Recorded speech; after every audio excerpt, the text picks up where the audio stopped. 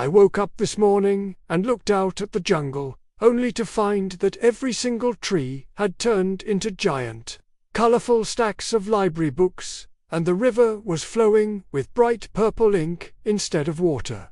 The monkeys weren't swinging on vines. They were swinging on long ribbons of typewriter paper, and the air was filled with the sound of pages rustling like soft whispers in the wind. Right in the middle of a giant encyclopedia tree sat Barnaby, a very small elephant with a very big problem. Barnaby wasn't like the other elephants.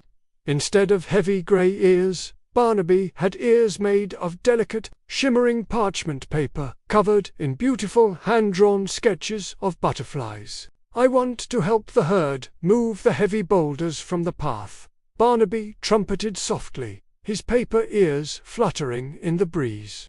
"But every time I try to push, the wind catches my ears and I start to float away like a kite. I'm too light to be a real elephant." Barnaby was so sad that he began to leak tiny droplets of blue ink from his eyes, staining his paper ears. He felt useless in a world made of heavy lifting and strong trunks. Suddenly, the ink river bubbled, and out hopped a guide, Scribble, a frog made entirely of bouncy pink erasers. Scribble didn't hop like a normal frog. He rubbed his feet against the paper ground, making a squeaky clean sound. "Strength isn't always about how much you can push, Barnaby," Scribble squeaked, jumping onto the elephant's trunk.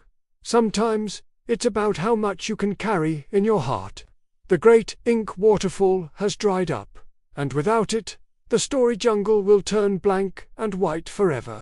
Only someone light enough to travel across the cloud bridge can fix it." We set off on our journey. We didn't walk through mud. We stepped across giant floating bookmarks that drifted through the air. The further we went, the higher the wind blew. The other elephants had to stop because they were too heavy to climb the delicate paper peaks. But Barnaby's paper ears acted like magnificent sails. "Hold on tight," Barnaby cried. I climbed onto his back, and Scribble tucked himself into Barnaby's trunk. As we reached the cloud bridge, a thin, swaying line of silk thread, we met our magical guide, Luna, a giant owl whose feathers were made of glowing fountain pen nibs. To cross the bridge and restart the waterfall, Luna hooted, her eyes glowing like golden lamps. "You must solve the riddle of the blank page. You must show the jungle a story that has never been told." Barnaby looked at the blank, white sky above the waterfall. He looked at his own ears, covered in drawings he had made when he was lonely. He realized his weakness was actually his greatest gift. Barnaby stood at the edge of the cliff. He didn't use his muscles. He used his imagination. He dipped his trunk into the purple ink river and began to spray the ink onto his paper ears.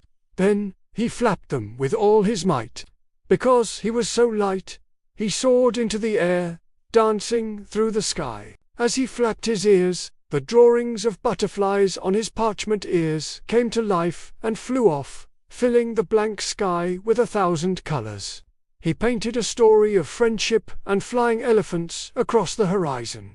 The jungle cheered.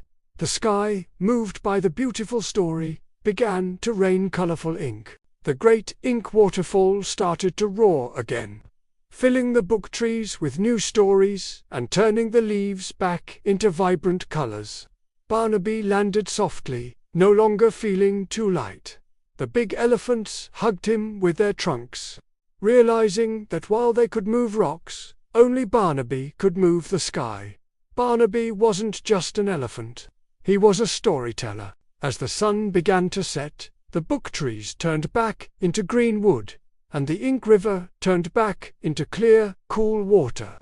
I climbed into my bed, feeling my own ears, thankful that being different is exactly what makes us special.